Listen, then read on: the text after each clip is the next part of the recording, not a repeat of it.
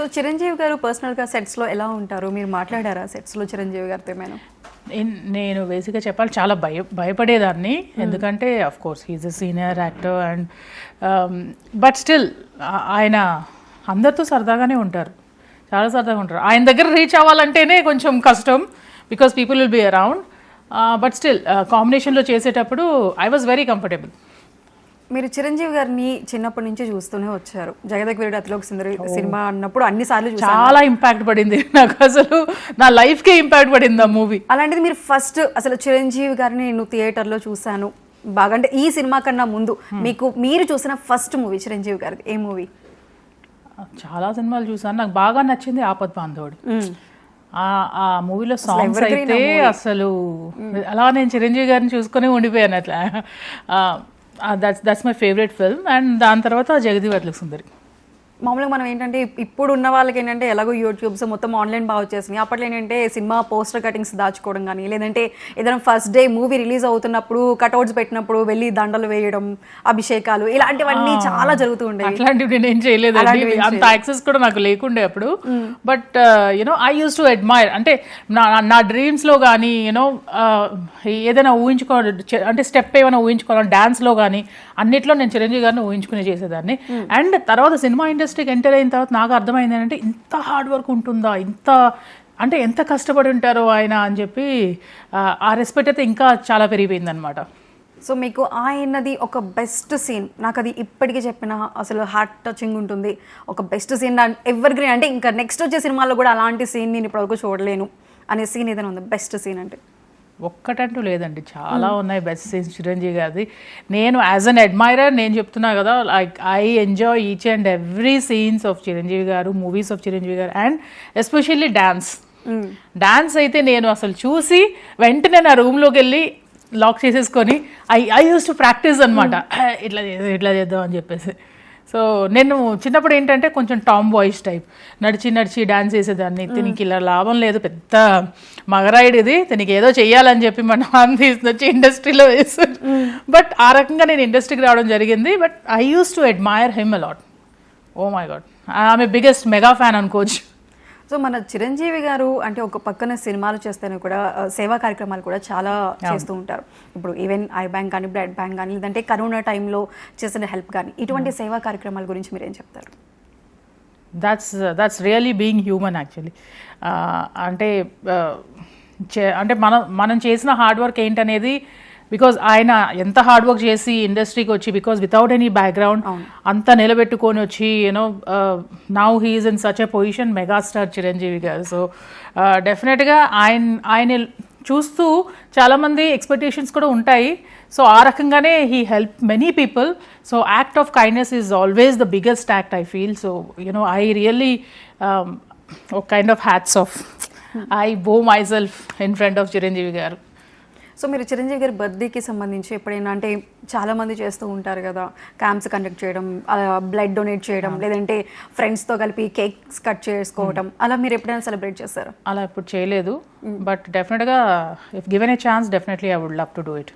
So మీరు చిరంజీవి గారిది ఇప్పుడు ఏంటంటే మనకి అందరం ఒక యాక్షన్ హీరోగా చూసే అప్పటి రోజుల్లో మంచి కామెడీ టైమింగ్స్, పంచ్ డైలాగ్స్, ఇవి కూడా మనం చిరంజీవి గారి నుంచి బాగా చాలా మంచి మూవీస్ వచ్చినాయి కామెడీతో ఉన్న మూవీస్ కూడా.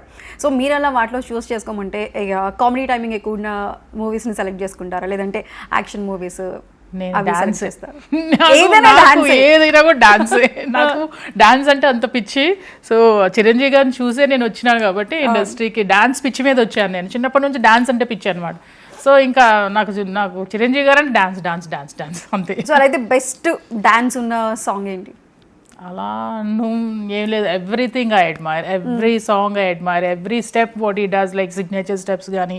నేను చెప్పాను కదా, as I told you like before, ఆయన చేసే స్టెప్స్ అన్ని నేను మళ్ళీ రూమ్కి వచ్చి లాక్ చేసుకొని మరి నేను కాపీ చేసి అర్థం ముందు నిల్చొని కాపీ చేసుకునే. ఎప్పుడైనా స్కూల్స్లో అవి పెర్ఫామ్ చేస్తారా? Many activities, social activities like drama, stage place, everything like we used to do a lot. Chiranjeevi గారిది బాగా అంటే ఇలా స్కూల్లో చేసింది, మంచి అప్రిషియేషన్ వచ్చింది, నాకు ఈ సాంగ్కి బాగా చేస్తాను కదా, చిరంజీవి గారి సినిమా సాంగ్స్ ఏమైనా చేశారు? ఒక సాంగ్ ఏదో చేశాను, అందం, ఆ సాంగ్ ఒకటి చేశాను స్టేజ్ మీద, ఎప్పుడో వెరీ స్మాల్, లైక్ అంత ఏవి గుర్తులేదు. But yeah I use to admire him a lot. So Chiranjeevi గారు మన ఇండస్ట్రీలోనే మెగాస్టార్గా ఎదిగారు. ఆయన ఇండస్ట్రీ పరంగానే కాదు, ఒక మంచి ఫ్యామిలీ మ్యాన్ కూడా. సో వాళ్ళ ఫ్యామిలీతో చిరంజీవి గారు ఫ్యామిలీ వాళ్ళ విధానం అది కూడా చాలా చక్కగా ఉంటుంది, ఇండస్ట్రీ మొత్తానికి నచ్చుతుంది. సో అలా ఫ్యామిలీ మ్యాన్గా చిరంజీవిలో బెస్ట్ క్వాలిటీస్ ఏమంటారు? He is a good family man. Overall he is a very nice person. I can say నాకు అసలు అట్లాంటివి ఏవి నేను చెప్పను, because you know pointing at others is like not my type of thing. Like I really admire him. He is like my god of dance అనమాట to the industry, Telugu industry. So మరి మీరు అంటే యాక్చువల్లీ ఇప్పుడు మీరు చిరంజీవి గారిని అంతా అడ్మైర్ చేసుకున్నారు. మనకి 149 మూవీస్ అయిన తర్వాత చిరంజీవి గారు పాలిటిక్స్లోకి, ప్రజారాజ్యం పార్టీ పెట్టి పాలిటిక్స్లోకి ఎంట్రీ ఇచ్చేటప్పుడు సో ఇంకా నేను మూవీస్ చేయను అని చెప్పేసి ఒక మాట అయితే ఇచ్చారు, నేను అటువైపు పాలిటిక్స్ జనాలకి దగ్గరగా వెళ్తున్నానని. అలాంటప్పుడు మీరు ఎలా ఫీల్ అయ్యారు? అంటే ఇంకా చిరంజీవి గారు థియేటర్లో కనిపించారు, ఇంకా మూవీస్ రావు అన్నప్పుడు. చిరంజీవి గారిని ఆన్ స్క్రీన్ చూసి, అంటే ఆయన డాన్స్కో లేకపోతే ఆయన యాక్టింగ్కో ఫిదా అయిన ఫ్యాన్స్ ఉంటారు. అదే ఫ్యాన్స్ కోసం ఆయన చాలా సేవా కార్యక్రమాలను కూడా స్టార్ట్ చేశారు.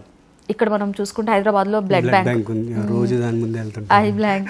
సో దాని ఏంటంటే చాలా మంది ప్రాణాలను సేవ్ చేస్తుంది ఆ బ్యాంక్. సో మీరు ఎప్పుడైనా అలాంటి సేవా కార్యక్రమాల్లో పాల్పంచుకున్నారా? నేను ఒకసారి బ్లడ్ ఇచ్చానండి ఇక్కడ చిరంజీవి లాంగ్ బ్యాక్ ఒకసారి హైదరాబాద్ వచ్చిన కొత్తలో. అదొకటి గుర్తుంది. ఇంకా అంత యాక్టివ్గా పార్టిసిపేట్ చేశానంటే గుర్తులేదు.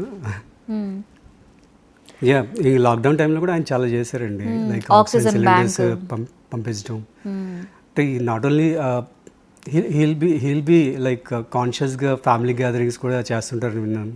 కొన్ని ఫొటోస్ చూస్తుంటే అది ఫ్యామిలీ అంతా గ్యాదర్ అవ్వాలని చెప్పి ఎప్పటి నుంచో ప్లాన్ చేసి ఒక డేట్ లాక్ చేసి వాళ్ళందరికీ ఇన్ఫార్మ్ చేసి పలానా టైంకి మనం సెలబ్రేట్ చేసుకుంటున్నాం రండి అని చెప్పి గ్యాదర్ చేస్తారంట. 80s బ్యాచ్ అని కూడా ఒకటి ఉంటుంది, I think 80s. So gatherings అని అవి చేయడం అంటే ఒక కమ్యూనిటీని మెయింటైన్ చేయడం అన్నది చాలా గ్రేట్ థింగ్ అది. అండ్ మనకు తెలుసో తెలియకో ఆయన నడిచిన దారిలోనే ఇప్పుడు మనం చూసుకుంటే మెగా ఫ్యామిలీ అంటాం, మెగా హీరోస్ అంటాం, వాళ్ళు సినిమాలు చేసిన ఇండస్ట్రీ మొత్తం చాలా కలకల్లాడుతుంటుంది అన్నమాట. సో దానికి తెలుసో తెలియక ఆయన ఒక ఆద్యుడు అనొచ్చు. So what I feel that. So ఆయన పొలిటికల్గా ఎంట్రీ ఇచ్చారు, ఒక 10 years పాటు మూవీస్కి దూరం అయ్యారు. సో అప్పుడు ఎలా ఫీల్ అయ్యారు?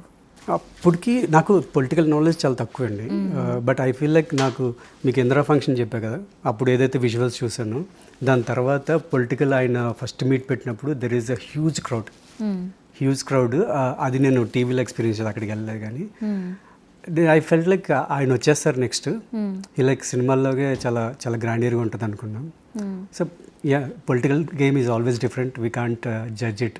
ఆయన ఇంతవరకు ఎన్నో పాత్రలో చూసాం, మనం చాలా ఎంజాయ్ చేసాం. అయితే ఈ పాత్ర కూడా బాస్ చేస్తే బాగుండు, ఇందులో బాస్ని చూడాలి అనేలా ఏమైనా డ్రీమ్ ఉందా? అంటే ఒక్కొక్కరికి ఒక్కొక్క యాంగిల్లో ఆయన ఇది చేస్తారంటే, ఆఫ్ కోర్స్ ఆయన అన్ని పాత్రలు చేశారు, కానీ ఇలాంటి క్యారెక్టర్ కూడా బాస్ చేస్తే బాగుండు, ఇలాంటి క్యారెక్టర్లు ఆయన ఎలా ఉంటారు అని ఎప్పుడైనా ఊహకొచ్చిన క్యారెక్టర్ ఏదైనా ఉందా మీకు? మోస్ట్లీ అన్నీ చేసేసారు ఆయన. మేబీ ఫ్యాంటసీలు కూడా చేసేసారు. మేబీ సంథింగ్ రీసెంట్గా ద లైఫ్ ఆఫ్ చంక్ అని చూసాను సినిమా. అది కొద్దిగా ఒక లైఫ్ గురించి చెప్తూ చాలా సెటిల్డ్ మూవీ.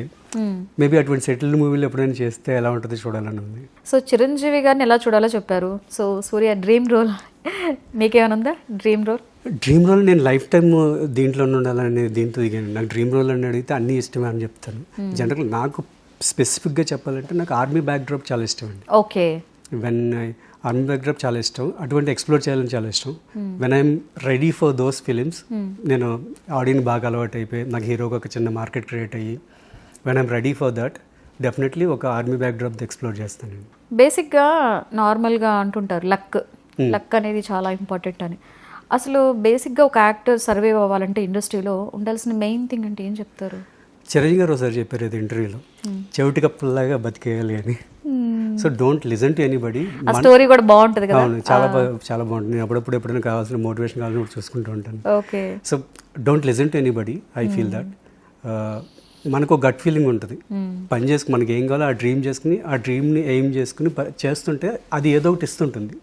డెఫినెట్లీ నెమ్మదిగానో ఫాస్ట్గానో ఏదో రకంగా మన డ్రీమ్ చేరుకుంటాం. బట్ ఆగకుండా ఉంటే డెఫినెట్లీ చేరుకుంటాం. అది నాకు చాలా మల్టిపుల్ టైమ్స్ నా లైఫ్లో నాకు ప్రూవ్ అయింది. మన డ్రీమ్ టు బి సంథింగ్, ఇంకో డ్రీమ్ ఏదో అచీవ్ అవుతుంది, బట్ ఇది ఒక స్టెప్ దాని దగ్గర చేర్చుతుంది అనమాట. So what I feel that and అయితే సూర్య గారు, అంటే ఇందాక మీరు చెప్పారు ఆయనలో కామెడీ యాంగిల్ బాగుంటుంది, ఆయన స్క్రీన్లో ఉంటే ఎంజాయ్ చేస్తామని చెప్పి. మెయిన్గా అసలు చిరంజీవి గారిని ఇష్టపడిన తర్వాత ఆయనలో బాగా నచ్చే అంశం అంటే మీరేం చెప్తారు? ఆయన వాట్ ఎవర్ ద సిచ్యువేషన్, ఎటువంటి ఫీడ్బ్యాక్ వచ్చినా, ఎటువంటి నెగిటివిటీ, ఒక చిన్న నెగిటివ్ సిచ్యువేషన్ జరుగుతుంటే మనకి ఎవరొకరు ఏదో మాట్లాడుతుంటారు, ఇంకొకరు ఏదో మాట్లాడుతుంటారు, ఒక్కొక్కరు ఒక పర్స్పెక్టివ్లో మాట్లాడు, వాటన్నిటిని కూడా ఎప్పుడూ ఎమోషనల్ ఇన్బ్యాలెన్స్ అవ్వకుండా చాలా బాగా వాటిని ఆర్టికులేట్ చేసి మాట్లాడతారు. అంటే దాన్ని సెటిల్ చేస్తారు నీట్గా, దాన్ని నీట్గా సెటిల్ చేస్తారు. అది నాకు బాగా నచ్చుద్ది. అంటే దేన్ని గట్టిగా లైక్ అది పిండేసుకోవడం ఇలా చేయకుండా నీట్గా దాన్ని ఎలా సాల్వ్ చేయాలి, హ్యాండిల్ చేయాలి ఆయనకు తెలుసు. చాలా చాకచక్యంగా మాట్లాడతారు, మాట్లాడగలరు అండ్ మోటివేట్ చేయగలరు. అది మోటివేషనల్ వర్డ్స్ కూడా చాలా బాగా అనిపిస్తాయి. లైక్ అంటే ఎవరైనా నిన్ను ఏదైనా మాటని హర్ట్ చేస్తుంటే నువ్వు దాన్ని తీసుకుంటే వాళ్ళని నువ్వు హీరో చేసినట్లే. రీసెంట్ గా నేను నిన్నే విన్నట్లున్నాను, నువ్వు అసలు వాళ్ళ వర్డ్స్ ని ఎందుకు తీసుకొని నువ్వు హర్ట్ అయ్యి నువ్వు ఫీల్ అవుతావు, అప్పుడు వాళ్ళు నువ్వు హీరో చేసినట్లే కదా. అసలు నీ మనసు మీద ఆధిపత్యం వాళ్ళకి ఎందుకు ఇస్తావు? వాళ్ళని ఎందుకు ఇది చేయాలి? వాళ్ళు అనుకుంటున్నారు వాళ్ళ ఇది. ఆయన అన్ని స్పీచెస్ ఎన్ని చూసినా మీకు బేసిక్ సింగిల్ పాయింట్ అవుతుంది, ఎవ్రీథింగ్ ఇన్ బిట్వీన్ దీస్. ఈ మైండ్లోనే ఉంటుంది, ఎవ్రీథింగ్ ఇన్ బిట్వీన్ మన మైండ్లోనే ఉంటుంది. సో అవి ఆయన్ని మనం డీకోడ్ చేసి చూడగలిగితే ఇట్స్ లైక్ నువ్వు నేను కంట్రోల్ చేసుకోగలిగితే చాలా అన్ని కంట్రోల్లో ఉంటాయి. అండ్ ఆయన ప్రూవ్ చేసుకుంటూ వస్తున్నారు. సో అందరికీ ఉంటాయి ఎదురు తెప్పులు అనేవి, అంటే దాన్ని ఎలా మనం హ్యాండిల్ చేసాం, ఎలా దాన్ని క్రాస్ చేసాం, ఎలా రెసిప్రోకేట్ అయ్యాం, అప్పుడే కదా. అంటే ఒక స్టేజ్ లో మనం ఉన్నామంటే ఈజీగా వచ్చేది, ఈజీగా మెగాస్టార్ అయిపోరు, ఈజీగా ఏ స్టార్ కూడా అయిపోరు. బట్ ఎన్నో చాలా సిచ్యువేషన్ చాలా స్ట్రెస్ అవ్వచ్చు, చాలా సింపుల్గా చాలా ఈజీగా హ్యాండిల్ చేస్తారు ఆ సిచ్యువేషన్.